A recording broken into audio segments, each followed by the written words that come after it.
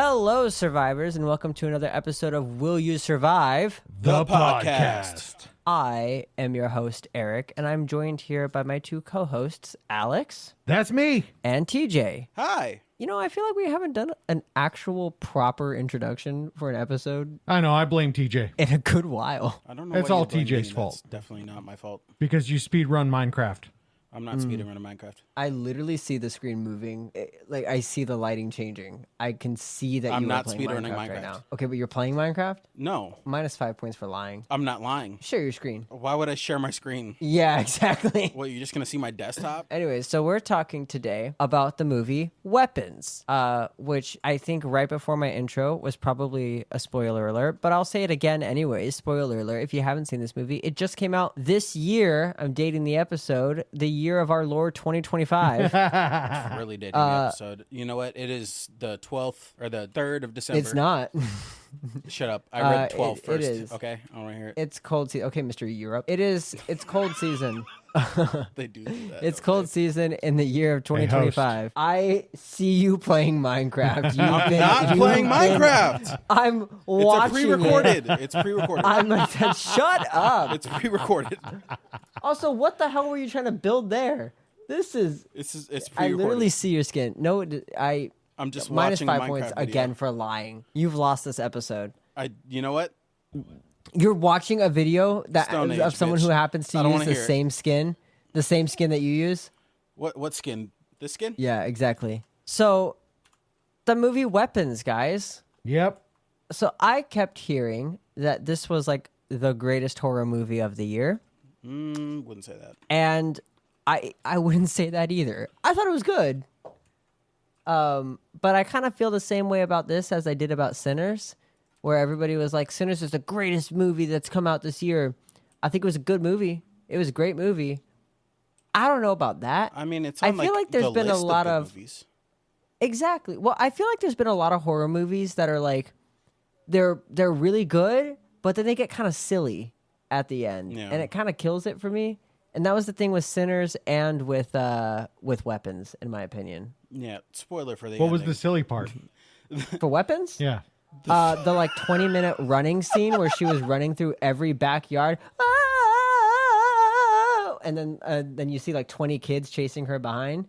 It was a little silly at the end there. I think it was funny. It was a good part. I don't think it was a bad part of the movie, but I think it was it was a little silly. It was funny though. I enjoyed the funniness of it, where the fucking kids are just jumping, like Yeah. she's running through people's houses.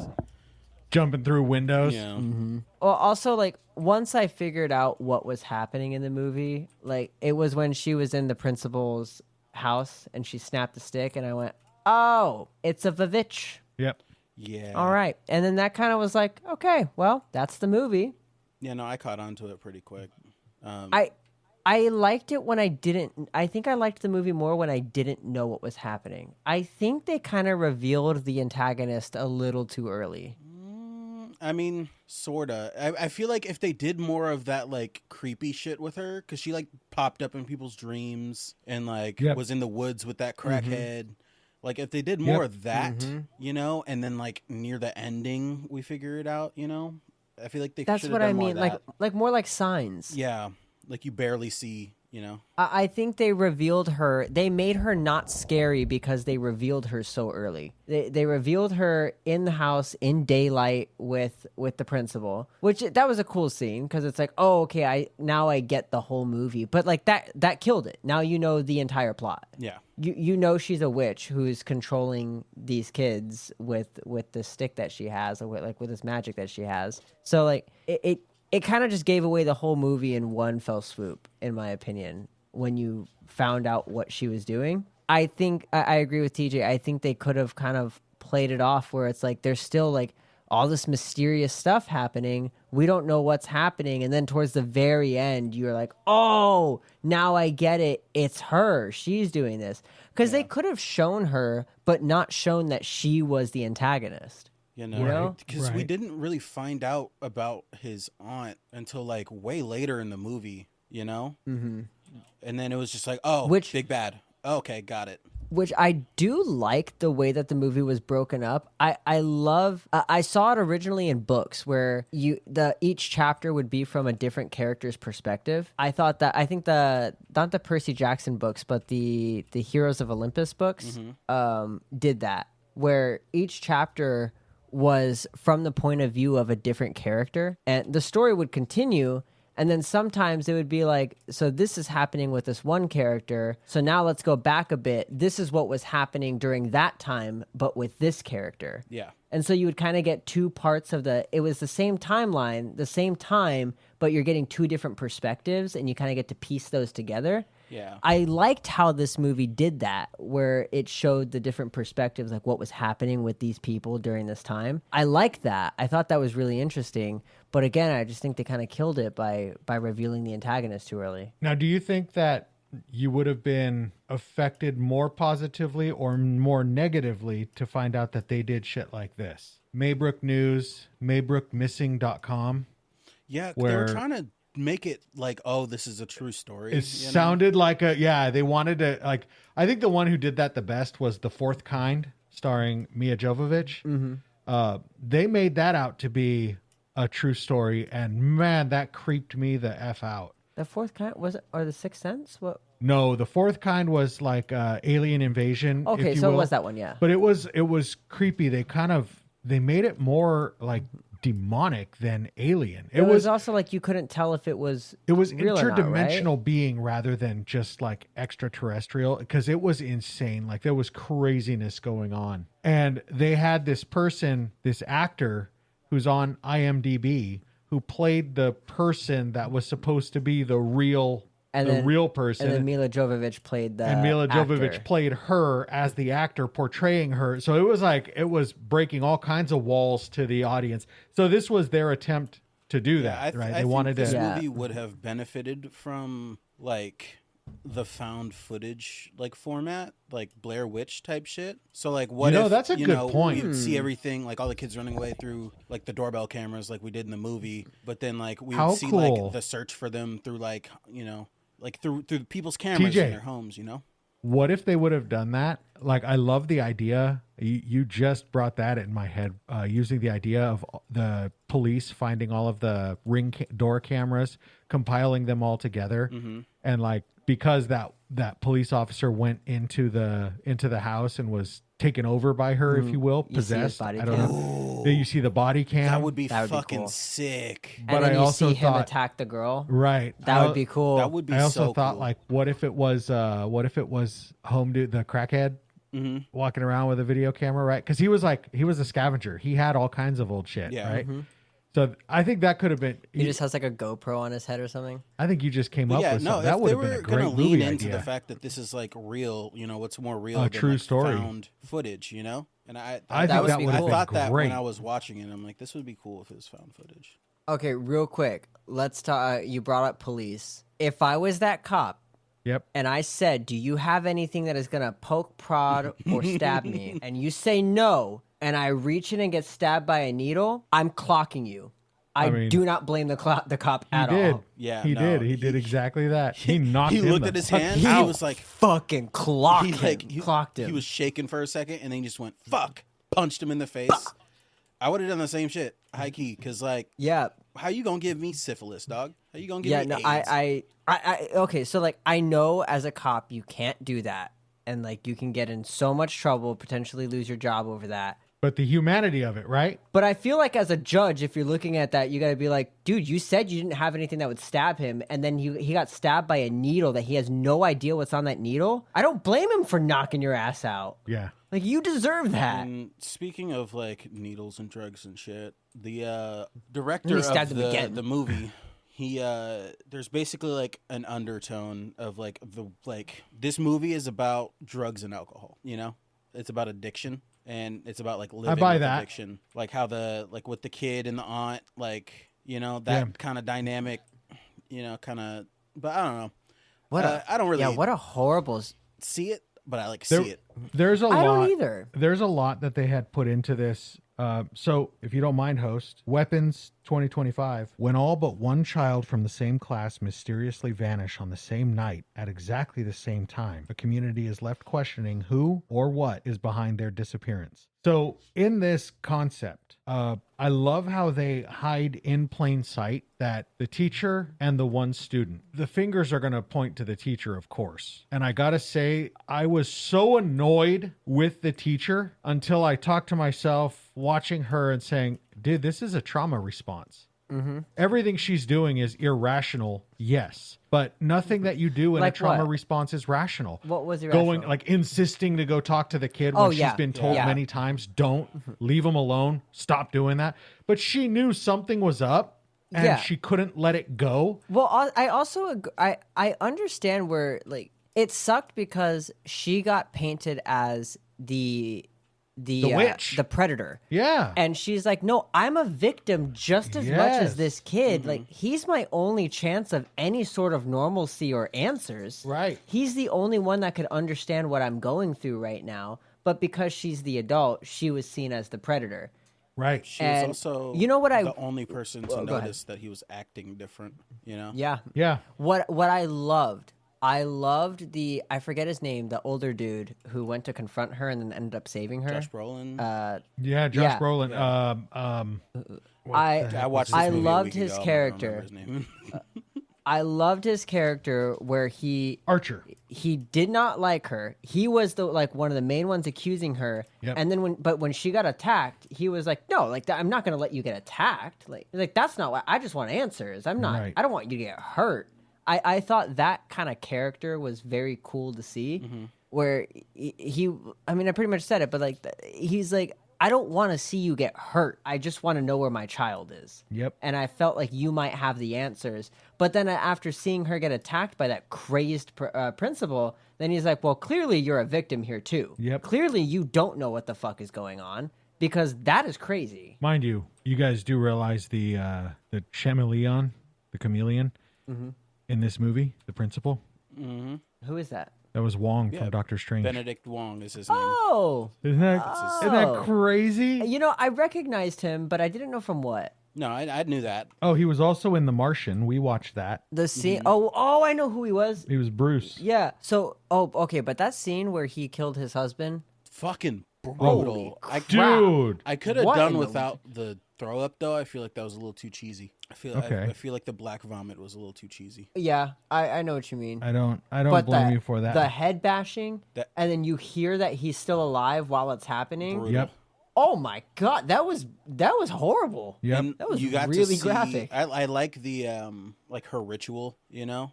Yeah, I thought that was it was very creative. Mm-hmm, very creative. The way he just kind of froze up, you know? Mm-hmm. I was like, oh fuck. Yeah. Okay, let me tell you something though. Mm-hmm. If somebody says, "Can I have a bowl of water?" Get out of my house. And I go, "Well, okay, hang on." Someone says, "Can I have a bowl of water?" And I say, "A bowl?" And they go, "Yeah, you know, it's this weird thing. I don't even rationalize it anymore." I'm like, "All right, I give you a bowl of water." Then you pull out shit and you cut your hand with this thorny stick. No, I'm taking away that bowl. I don't know what the fuck you're doing, but I'm not letting you continue that. They just stood around and watched her in their house do that. Like, absolutely not. The second you start cutting your hand on purpose and denying first aid and dripping blood and like rubbing your blood all over the stick. No, I'm taking that bowl away from you. I'm not letting you continue that. That's clearly ritualistic shit that you're doing. Yeah, absolutely not. I'm not letting you finish that. Yep. I feel like I survived this because I don't let her do that. Yeah. Like, what? Definitely. But yeah, no, as soon as she asked for a bowl of water, I'm like, yo, this bitch is weird. She looks weird. I'm a very judgmental person.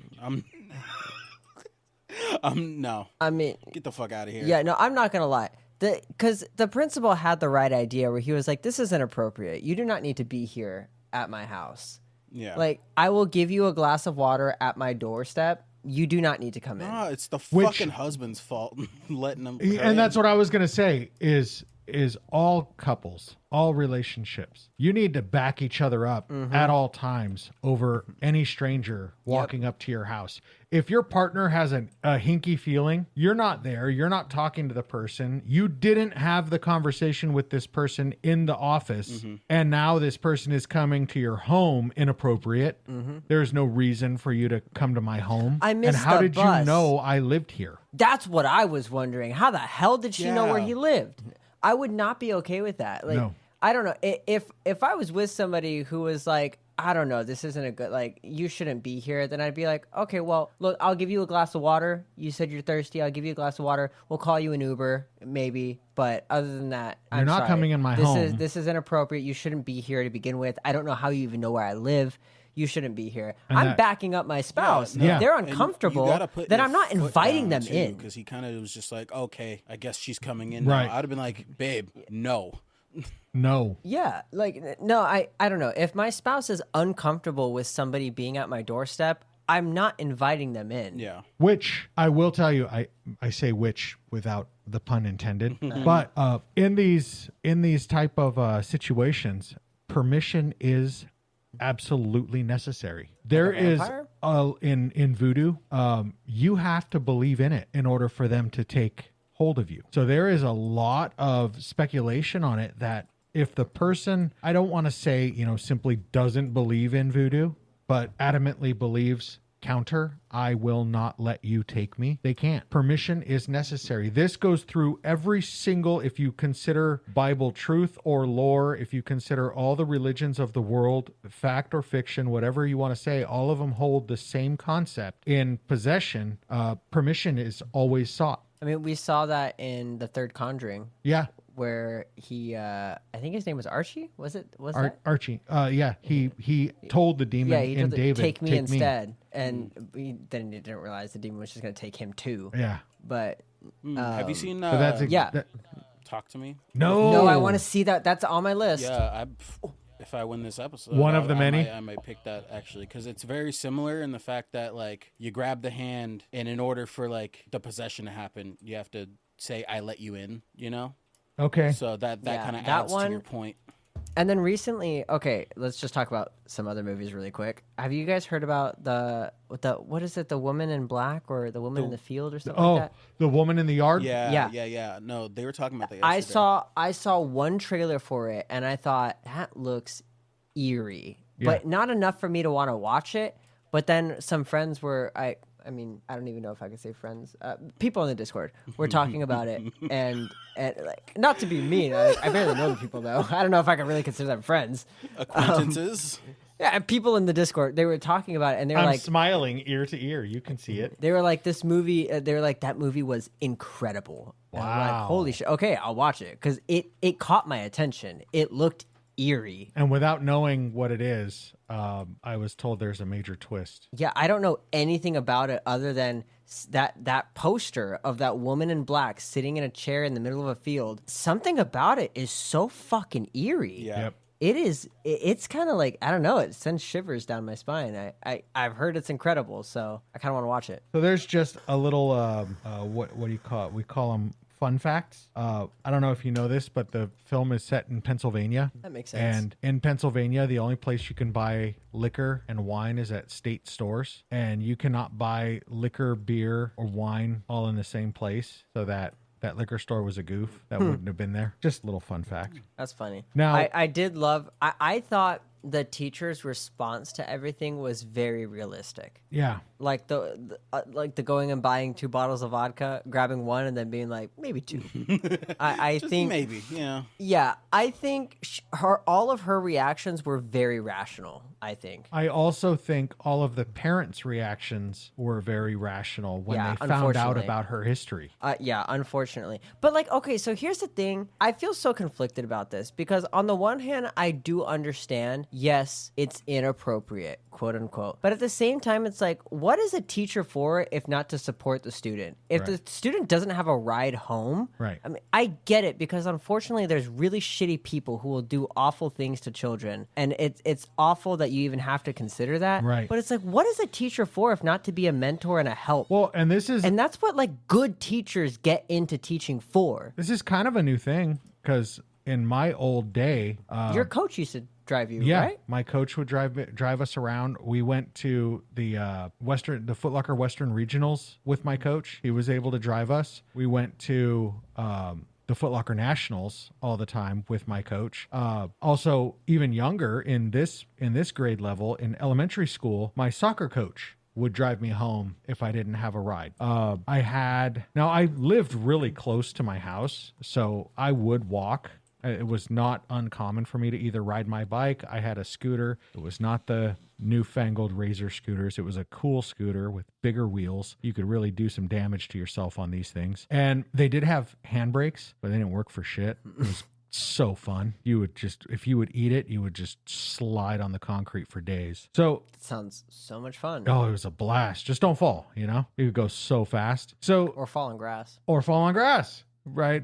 Steer off the road. Mm-hmm. It works. So with all of these, one of the things that I wanted to bring up about this is you guys definitely know, our audience should know, who listen to the podcast regularly, this is the OG zombie. This is exactly where the lore comes from. It's like the a voodoo Haitian zombie. voodoo. Yeah. And it's incredible. What I really like, and now the nuance here was, again, TJ's right. Once again, we're talking about the ending already, is how they said that many of them, like the parents were eating soup, but somebody else was feeding them. Many of the kids had begun talking again. Mm-hmm. Because she was literally sucking the soul and the life out of them they to had to keep regain herself it all alive. Back. I did think that was interesting because it kind of gave it told a lot in a very short amount of time. Right. To say that like this had long lasting effects on them, where they were affected by this, where they were essentially zombies for a while, and they were slowly learning how to be human again. Yes. And like that's kind of a scary thought, because it also kind of makes me wonder how much of it is them trapped inside themselves and slowly being able to come back out, or how much of it is like they just aren't there anymore. I feel like it might be and are slowly becoming them again. Type beat from like Get Out.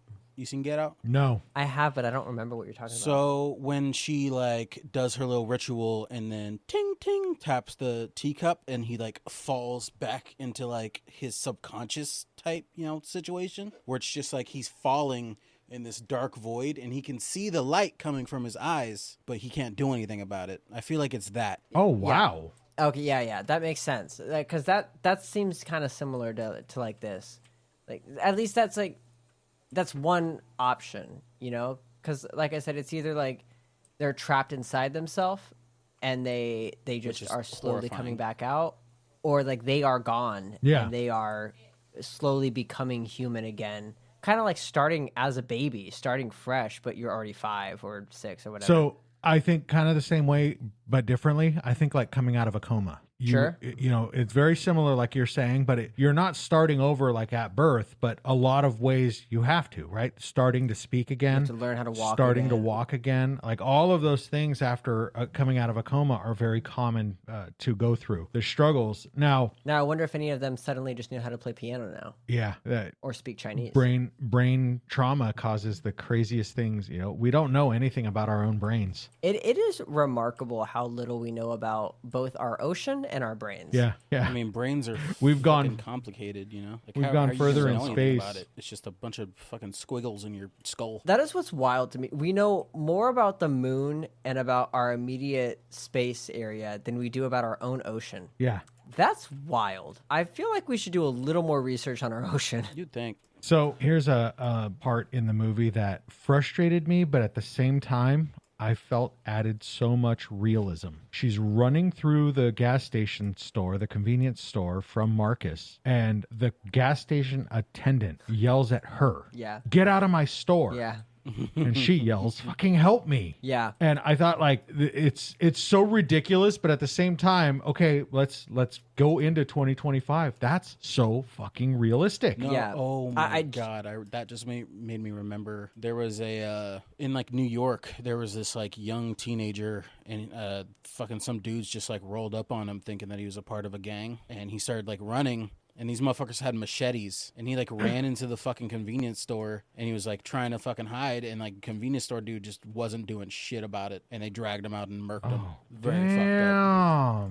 Yeah, it's shitty because I mean, you kind of think about it, and it's like it's either one of two options, which I highly doubt the second, but it's either one, a minimum wage dude who does not want to fucking deal with this craziness, or two, the owner who's like, stop destroying my shit, get the fuck out of here. Yeah. So I don't know. I would like to think that you could run into a gas station and get help from the attendant, but at the same time, I'm like, I feel like that's the last place you're going to get help. Okay, there is one thing about that scene that bothered me is Marcus was running after her full bore. Archer comes from the side and somehow tries to wrap him up and take him down to the ground, and they both go into the glass of the refrigerator. Mm-hmm. I'm like, dude, somebody's running that fast and you're running at the side. You just fucking shoulder check them, hip check them, do something like that. And they're going to fly into the glass because he wasn't even looking. And you stay standing upright. I was like, why did you try to fucking wrap him up? I think that also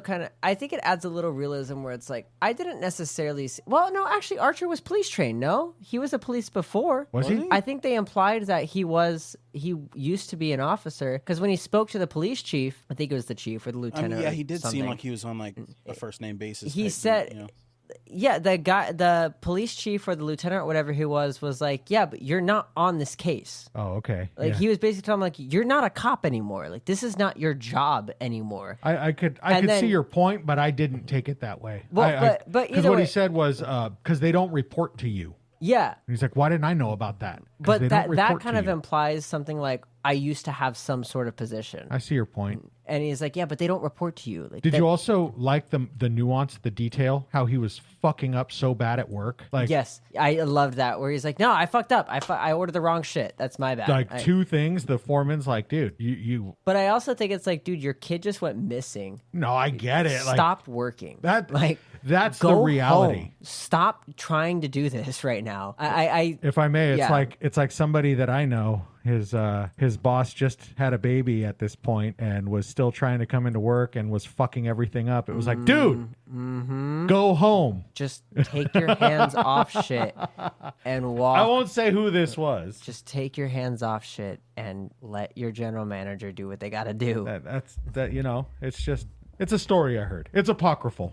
It may or may not be true. But yeah, I agree. But I think that added a lot of realism because it's also like, I'm a bit of a workaholic. And I think I understand where it's like, if you're going through something, the last thing I want to do is just be at home all day. Right. If I'm going through something, I kind of want to just get to something familiar that I know how to do. Right. But I mean, that also runs the risk of now you're going to be fucking up because you're not in your right mind. Right. You're not. Because when you're at work, you're going to be thinking about this thing at home. But you're trying to go away from home because all you're doing is thinking about this thing at home. You're trying to stop thinking about it. And I mean, that's where I think therapy is important because like you have to learn that you can't just run away from it. You got to actually deal with it. And the way he was dealing with it was trying to solve it. Yeah. Which he actually did. So to his credit, and he did so solve it. And so did the little alcoholic teacher, man. She bothered me so much until I went through it in my head and was like, you know what? No, this is just a really good portrayal of a person going through an absolutely terrifying and horrible trauma response. And she's doing all the wrong things. You know, you drinking is just going to mask it. It's not going to fix it. Yeah. You know, you're not going to actually get away from it. The drinking. And then how did you like those nightmares? Ooh. Like hers was good. Oh, I was with Archer Eric while he was watching it and he jumped. I jumped, man. It like me. That one gave me a good startle. That one and the other one that gave me the startle was I didn't really startle when she came at Archer in his dream because he didn't respond. Right? He like jumped up and was like, what the fuck? You know, I wasn't like that one. That's the one that fucking startled me. Because I was not ready for it. I was mid talking to them about something. Like I was watching it, but I was in the Discord call with them. I was in the middle of talking. I was like, oh yeah. And there's oh fuck. Jeez, sorry. Something scary just happened. And then I went back to saying what I was saying, but like it fucking startled me. The one that actually got me to jump pretty good was when Alex opened the door. And also, by the way, just so you guys know, watching this movie at like 2 a.m. by myself and hearing this creepy fucking lady keep saying Alex over and over again was just like, it was so disturbing. But she's talking to me, guys. She was talking to me. And I was like, good luck getting my hair. It doesn't even have to be how hair, would that though. work? I think it just has to be like something that, you know. They did Like, something from them. Yeah, something from them. That's why he That's took all what those names off the art pieces. Yeah, they all drew their own names and stuff. So it was something that they put, it was of themselves, the essence of them, if you will. So that kind of made sense. I didn't get it at first. I was like, I honestly kind of thought Alex was going to be a bad guy because I understood the position he was in. Just going along with it. But they kept emphasizing Matthew bullying him. And so I thought, oh shit, did this kid like start out doing this willfully? See, really willfully? The only reason I didn't think that is because he was still feeding them all. But we didn't know that at the time. Oh, I guess so. But I mean, he never gave me that vibe. He gave me the vibe of like a sweet kid who's being bullied, and that sucks. But he never gave me the vibe of a kid who would do anything like malicious. Oh man, he made me like, I didn't believe it. But then the sweetest kids sometimes are the ones who just snap. And I was like, oh shit, what's gonna happen? Is this lady gonna turn her? Like, I was going the exact opposite direction, thinking like, oh, the parent seems so nice and wholesome and wonderful up front, but is there something dark and sinister behind the scenes? And this aunt comes along and is like, oh, your parents are doing this and this, and I'm gonna stop them from hurting you. And then start like, this was how fast my brain went when they were like hypnotized at the table. And he was like, Dad. And I was like really bothered by her, but I was like, oh shit, how is Matthew going to tie into this? Because they had already shown you 2 examples of him being bullied by Matthew. I'm like, I wonder if this fucking lady's going to be like, get me somebody, who do you not like? Are you having trouble in school? She comes as like a hero, because all abusers do that. Yeah. They come as like the hero and solve your problem. But then he was absolutely innocent in this. She just terrorized him and was like, don't talk about me. Yeah, he had to just go along with it because he cared about his parents. Yeah. Did you notice that she is possibly not even fucking related to him? I didn't gather that. So, basically, basically, your thought on that? Dad, as he's talking to his son in the car, right? He's like, oh, yeah, I remember that. Haven't seen her in like 15 years, right? And then he's talking to his wife, we haven't seen her in like so long or whatever. And then what does she say to the kid? Oh, I haven't seen you since you were just a little baby or whatever. Oh, he's not 15. Yeah, no. And then there's also like, whoa, I didn't catch that. There's hints about like what she really is like throughout the movie. I just remember all this right now, like it's been like a week, but I did a bunch of stuff, like I watched a bunch of videos on it. But what they were learning in school, like when she showed up, they were learning about parasites. What the principal and his husband were watching, it was a thing about the ant parasites, right? The cordyceps. So I think she was literally just a parasite. Like she implants memories or something into your like brain to make you think that she's supposed to be there, That is an interesting take. I didn't catch that. You got me on. I didn't even catch how they hadn't seen him in 15 years, and this boy is like 8. Yeah. Yeah. No. I mean, maybe even younger than that. That alone right there is enough for me to 100% believe that. That's crazy. And like, that relatable that on his me. part. You remember being a kid and they're like your parents are like, "Hey, look who it is," and the fucking just a random person. Hey all kid, remember when I was holding you as a baby when you didn't have memories? You remember good times. Dude, it's like, even to this day, man, I swear, still to this day, I'll randomly meet family members who are like, "Oh my gosh, I haven't seen you since you were like 3. Do you remember me?"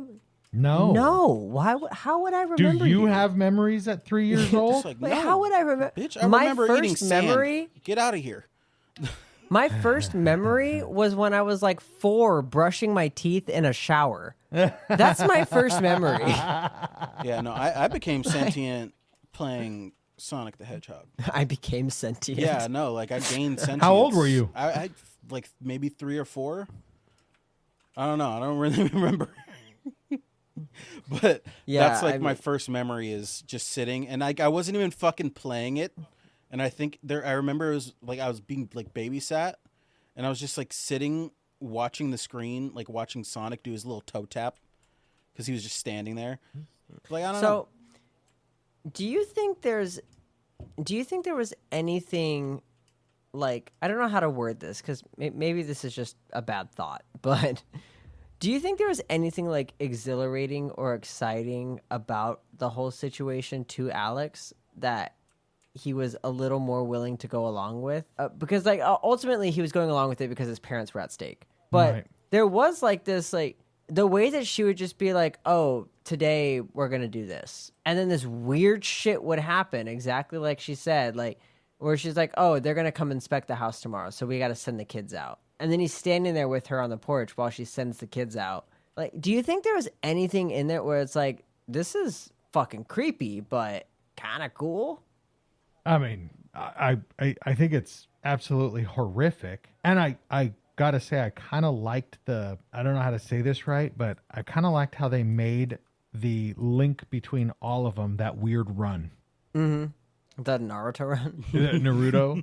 It was Naruto? more like T-pose. It was like a T-pose, right? It was kind of strange, though. It was a strange running pose. It was very it was a unsettling. huge... And for how fast they ran. I mean, you need your arms to run that fast. It's a very iconic, like, I think it'll become a very iconic part of this movie. Yeah.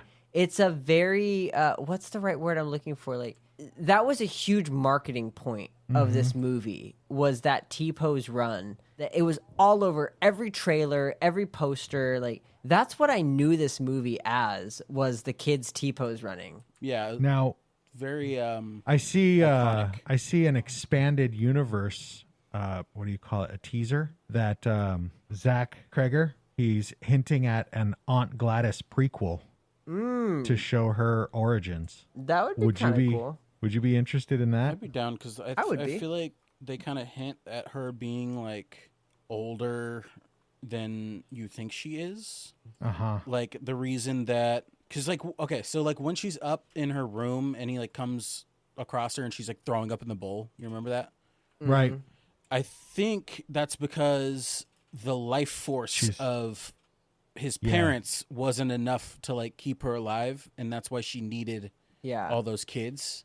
You know, kind of witchy like shit. She's trying to stay young. It's like they were too old. Yeah. So I think that's why. But I like, I agree. want to. Maybe she was in like the witch trials or some shit. You know, like it'd be cool. No, I kind of get that, because it was like at first I'm thinking like, oh, this is cancer or something like that, but no, this could just be that she's 300 years old and living off of the vitality and life of other people. I'm just saying, if I see an old woman walk in looking like the Joker into my school, I don't trust you. Yeah. I don't care if you're the sweetest old woman. I don't trust you. If you walk out the house looking like the Joker and that doesn't bother you, I don't trust you. And her smile was very much like mine. Oh yeah. It wasn't what is the word? Comforting. It No. wasn't easing. Yeah, when the second she walked into the principal's office, I don't trust you. I don't care anything that you say. I'm sorry. That's a no for me. So we covered The Thing on this podcast. What we didn't cover are more of John Carpenter's films. Now, we did talk about in that film that was a part of John Carpenter's Apocalypse trilogy. We never went on to any of the others, which was The Thing, Prince of Darkness, and what is it? Madness. I can't remember the third movie. You didn't. I thought we brought this up in the episode. He did an Apocalypse trilogy, and one of them was Prince of Darkness.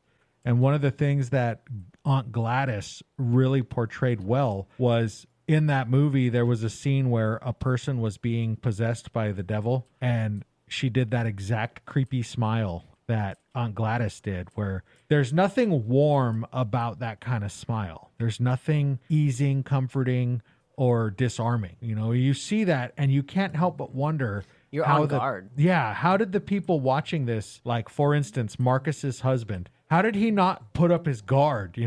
As they say, it's the survival instincts of a peanut butter and jelly sandwich. Yeah, well, I think that's an example of like too good of a heart, where you're like, oh, I'm going to assume always the best in people. I'm going to help this sweet old lady that looks like Yeah. fucking the Joker. Exactly. No instincts to just be like, I don't care who you are. That's not It was normal. A TikTok video this week I saw of a woman feeding a bear by hand. Oh my God, I seen that too. Did you? Yeah, it's just like there's like 2 fucking bears and she's on the porch. That's what they said, was this is the survival instincts of a pigeon. Literally. It's like, yeah, look, I'm a huge animal lover, but with that comes a knowledge of what animals can do and how unpredictable animals can be. And it's also, you can't feed bears because they're naturally lazy. They're going to keep coming back. Yep.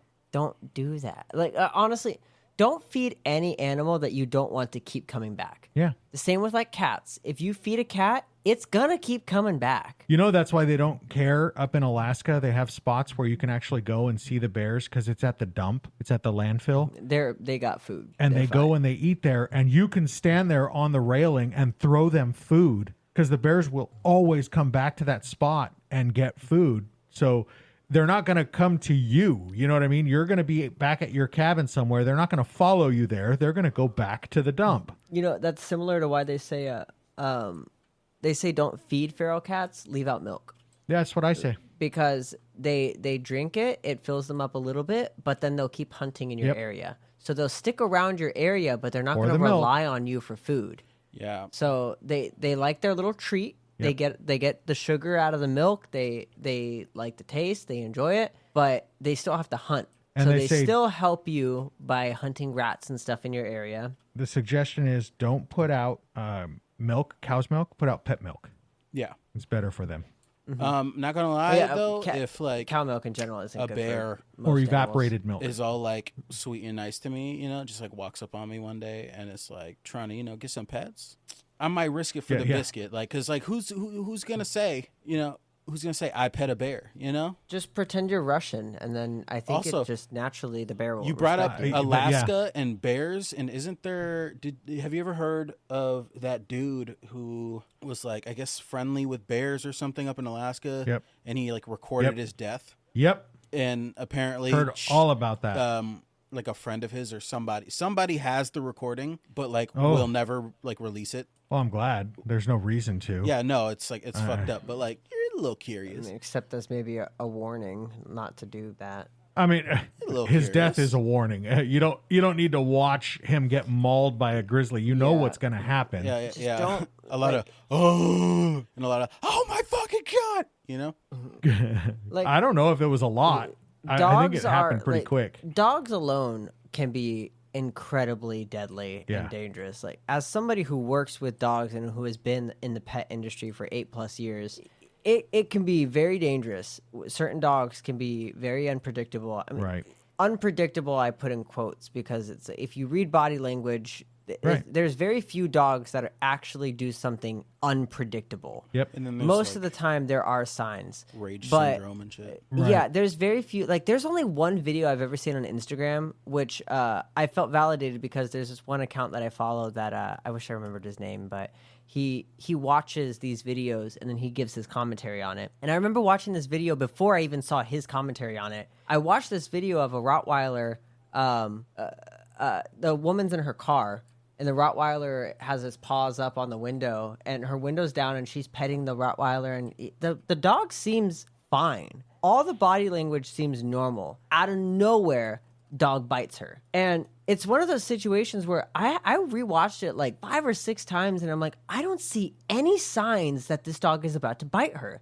His mouth is open, no hackles, no lip biting, no ears going back, no whale eyes, nothing. Yeah. No signs that this dog is about to do anything, and he bit her. I'm like, it's just so shocking, because normally you could find some signs. And so I heard this guy's commentary, and he was like, this is the one video I've ever seen where I genuinely don't blame the person, because I would have done the exact same thing. And he's like, actually, I wouldn't have, because I wouldn't have been petting a stray dog. But at the same time, it's like, there was no signs that this dog was about to do that. And so all that to say, like, it's not to say that an animal can't be unpredictable, but part of an animal is that they are animals. Right. You know, they don't speak English. You can't really communicate with them like that. Don't go petting bears and feeding bears and shit. Don't try to, you're not Snow White. Yeah. This is not a Disney movie. Animals are real and they are dangerous. Dogs can kill people. Don't fuck with something that weighs 30 times what a dog weighs and has the bite force way more than any dog. I mean, everybody has to have heard that clip of the woman calling 911 because her friend was getting mauled by her God. chimpanzee. Dude. Oh my God, that's horrible. That's why. If anybody ever, like, if I'm at somebody's house and like, you want to know my fucking pet chimpanzee? No. Goodbye. Nope. No. Because as soon as they see me here, they're going to be like, damn, she really hates me now. I guess I got to kill the thing that's taking all of her attention, which is me. It's insane. And the way that they are so, they seem and appear so loving, but the strength behind them, you gotta respect these animals, man. Well, that's what we say in training and in rescues is that's a lot of dog. That's to be, and essentially saying like that dog is powerful. Right. Don't fuck with that dog. You're gonna get overpowered. I remember there was a shepherd that I was just walking to a kennel, and he got a little reactive. And he started pulling, and he made me dirt surf for a little bit. My feet had no traction. I was just going with him for a second before I was able to get my strength and reel him in. And once I got him in the kennel, I told, it was my mentor, I told her, I was like, that's a lot of dog. Yeah. That guy can overpower me. I can't work with him. Because he already had some aggressive tendencies. I was like, if he decided to get aggressive with me, I can't stop him. Yep. And I think it's important with animals, especially when you work with animals, you have to know your limitations. You don't want to be working with a dog who can overpower you easily and has aggression issues. You don't want to find yourself on the other end of an aggressive dog. So here's just a funny moment from my watching this movie. Gladys tells Alex, she's sitting at the table with him, and she had them stab their face with the forks. Oh yeah, that was awful. And she tells him, after she stops them, she tells Alex, I can make your parents hurt themselves. I can make them hurt each other. I can make them eat each other if I want to. Mm-hmm. Do I want to, Alex? And I shit you not, guys. I'm sitting there looking at the movie on the couch, and I'm nodding my head no. No, I don't want you to do that. No. No, you don't want to. This movie was very captivating to me. It's funny that you say that it was a little less than. I thought it was very well done. I do think that they missed some opportunity with TJ's point. They could have gone hard with the true story aspect with the found footage. Well, I just think the only thing is I think they just revealed the antagonist too early. Yeah. I think they could have left a little more suspense. Maybe not as much as Signs, although I think Signs did it flawlessly. But I think they revealed her within the first hour of the movie. Yeah. And it's like, well, at that point, then like I have another hour of this movie where I already know who the bad guy is and what their whole deal is. So like all the suspense, which is most of horror, is already gone. Yeah, and that was my only complaint with the movie. Now that I'm thinking about it, I kind of do see the whole, allegory for addiction and like alcoholism and living with somebody like that. How? Like, so can like, you guys explain that to me? So look at little kid. What's his name? Main kid? Alex. Alex, right? So look at Alex. I was expecting you to look over at Alex. So look at Alex, right? I am looking. Okay. He, what happens when like a kid lives with like an alcoholic parent, like they're quiet, they like shit like that. But then he has to like provide for the adults, Mm-hmm. And he has to he goes shopping by himself. He has to clean up after them, like, do you kind of see it? I kind of see it. No, I get that. I get that. The feeding them, cleaning up after them. Mm-hmm. He had to clean the whole house when the police were going to come over, which I also think is something legit. An abuser would have the whole house cleaned up when guests are going to come. They're going to put on the appearance. So here's my thought. It's not like I walk around my neighborhood often, like looking at people's windows and whatnot, but I have a dog. I take walks. You're telling me no one noticed that this house suddenly had newspaper covering every window and nobody thought to be like, you know what? Too. Mm-hmm. Yeah, in a nice neighborhood. You're telling me nobody was like, I might just alert the authorities just to go check on them. Because that's not normal. And it's not illegal, but it's fucking weird. I would be a little suspicious. I mean, yeah, all of a sudden, like, this nice family in this nice neighborhood starts fucking putting newspapers on the windows and just turns into a trap house. Like, yeah, somebody's got to say, I'd be like none, the police stop checking on them. Like, I'd be like, what's happening there, huh?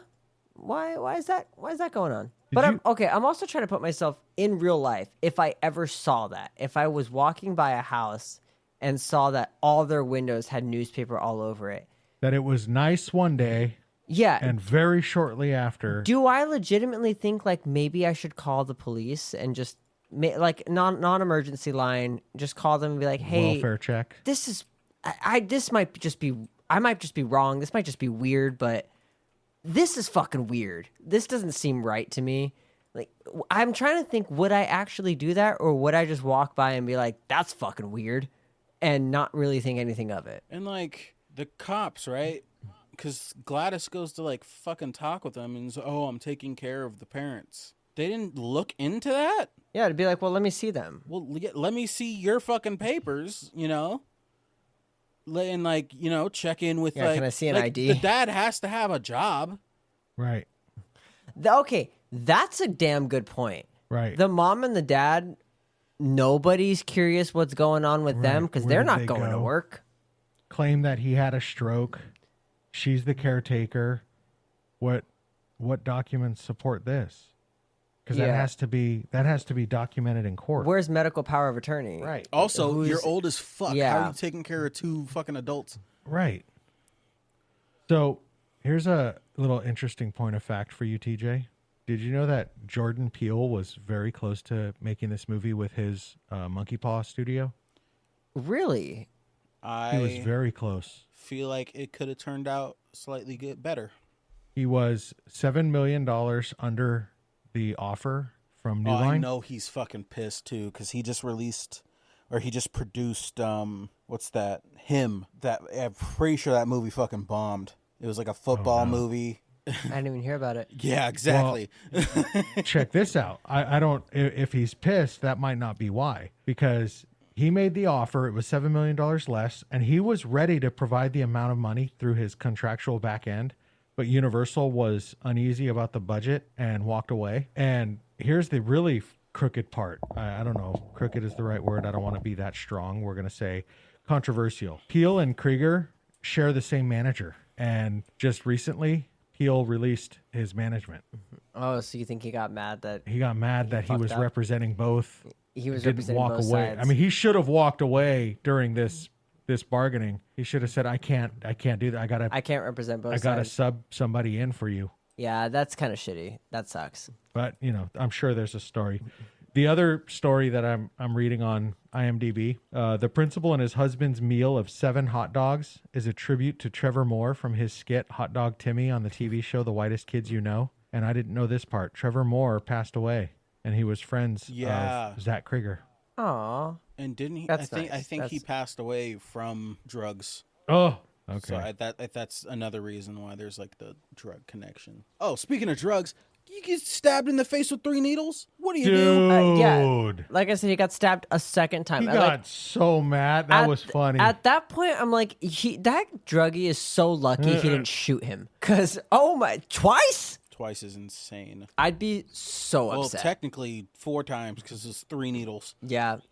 So, but at the same time, it's like, I did feel for the druggie there because he was being haunted for a little bit there. So something that I will say about this is that was one of the scenes that I would classify as humorous. Because I was told, reading up on this movie ahead of time, that I was going to laugh more than I was going to jump. And one of the parts that I did kind of chuckle at was the crackhead keep getting up and coming after Archer. Oh, yeah. And he kept throwing him around. Yeah. I'm like, okay, come on. All right, fine. And then all of a sudden she comes up and just blasts. I was like, damn. But I was pretty upset that she put the gun down. Like, I was so mad that, like, why do you assume that there's no other threat near you? Yeah, there was a couple times throughout that scene in the house where I'm like, there are still bad guys in the house. Yeah. And there are. Like, they didn't go up to help Alex until it was already over. I know. I'm like, the child that's upstairs, you didn't think to go help him? How did you not hear the slamming of the doors and like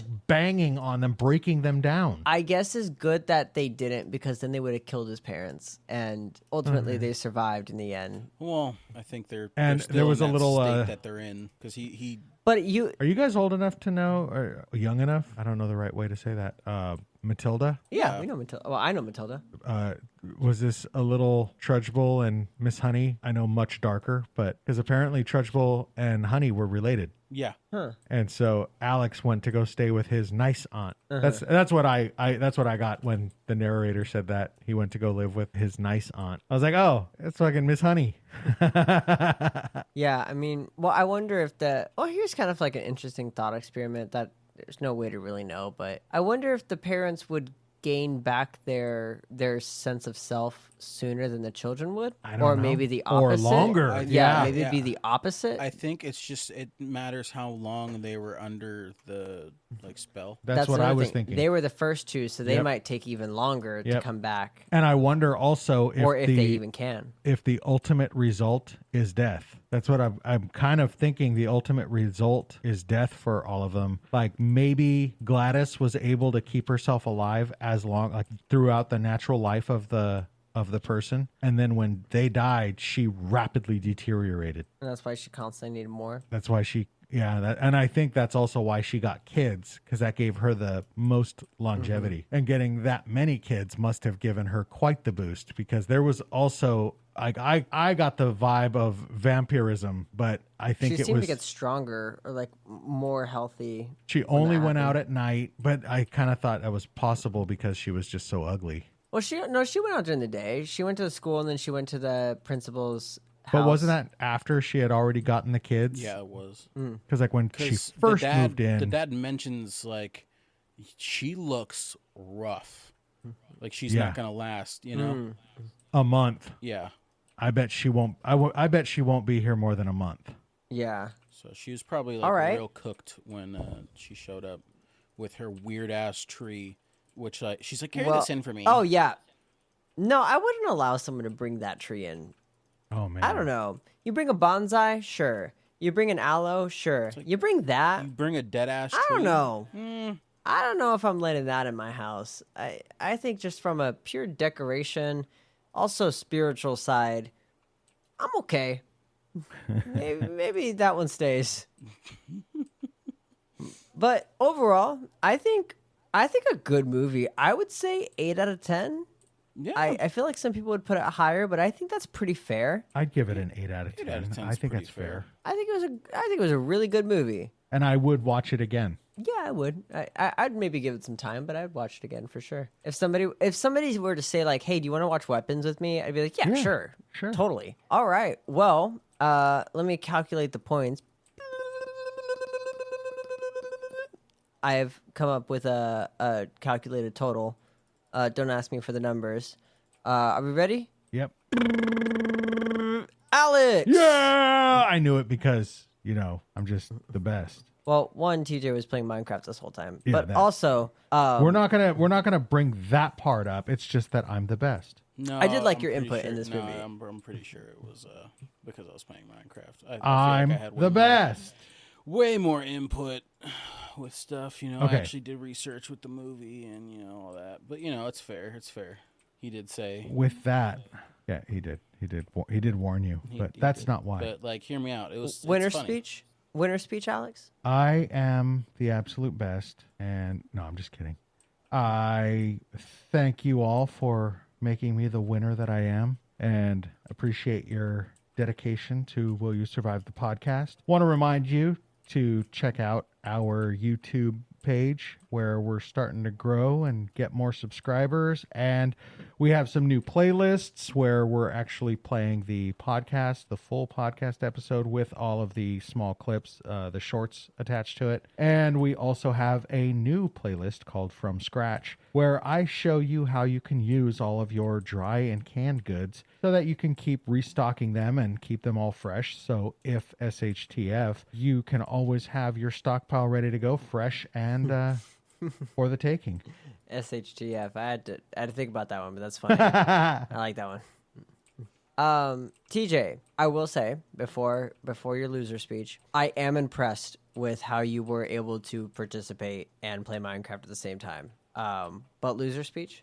I would say that, you did warn me that I would, but I feel like it's a, a little unfairness, but it's fine. I get it. Alex can pick some old fucking movie, Well, I'm kind of thinking. Alex, do you see the screen? Thinking. What? Look at the stream. Do you see it? Do you see the stream? You're a jerk. Okay, so there is this movie. It is also 2025. I'm kind of thinking, how does this sound?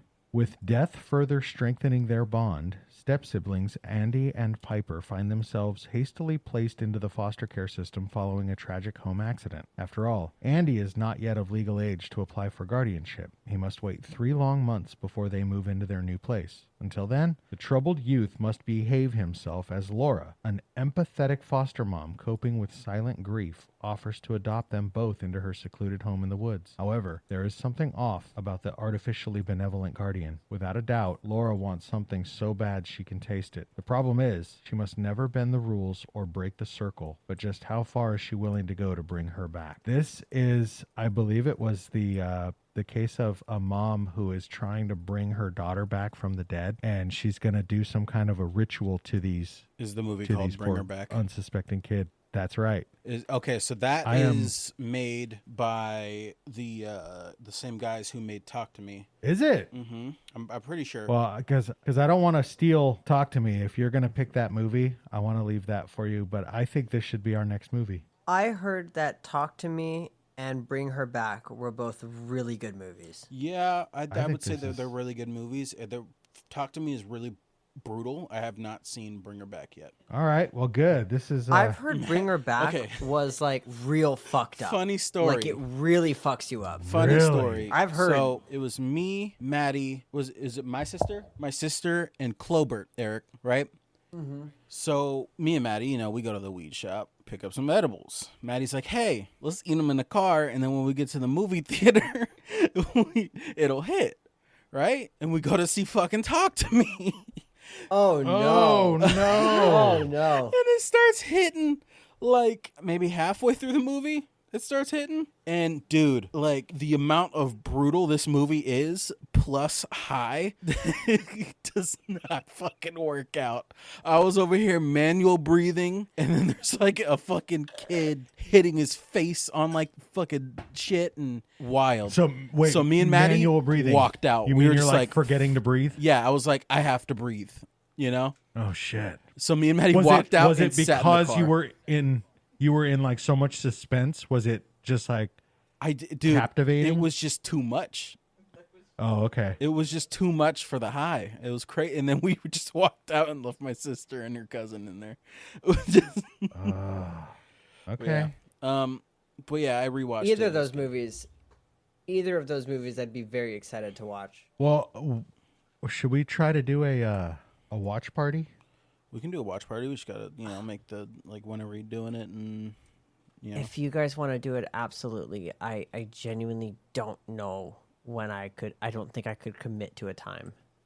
Oh no. Okay. But if I'm available when you guys do it, I'll absolutely do it. All right. Well, I'm scheduling 6 days a week and working 6 days a week. So to be continued then. To be continued. But with that, should we give them our socials? Yeah, Alex, you know those. Everybody, go check out our socials. We are on YouTube, TikTok, Facebook, Instagram, and X. On all of them except X, just search Will You Survive the Podcast. On X, search The Boys at Will You Survive the Podcast. You can also send us your emails. We love getting emails. Send those to theboys@willyousurvivethepodcast.com. That's THEBOYS at willyousurvivethepodcast.com. You can also simply go to willyousurvivethepodcast.com and watch all of our podcasts there, or listen rather. So that'll be an easy place. But we are available anywhere you get podcasts. So just search us out, find us, watch, subscribe, follow, do all of the good stuff. Like, comment, share, and help us get to our audience. If we were on your Spotify Wrapped, you should 100% tell us, and we will shout you out because that would be super awesome. And please post it and tag us. That'd be super crazy that would be and super awesome. Crazy, and like it'd be like an honor, you know. We would 100% shout you out for that. Also, I failed the speed run. I got to the Nether and I was getting blaze rods and I fucking died. Oof. I'm gonna post some. And that's why you lost. I'll be posting some B-roll from when we went shooting. I wish I got to go. That was fun. That was a lot of fun. I love shooting guns. We went through a lot of ammo. Yeah, I bet. All right. Well, thank you, everybody, for listening. Thank you, Alex and TJ, for joining me for this episode and for watching this movie. I hope you guys enjoyed this episode, and I hope you guys enjoyed this movie because it was a pretty damn good movie. And with that, we will talk to you guys in the next episode. Stay alive. Unless you are a fucking disgusting, weird makeup hag that steals children. Kind of like Dwayne Johnson.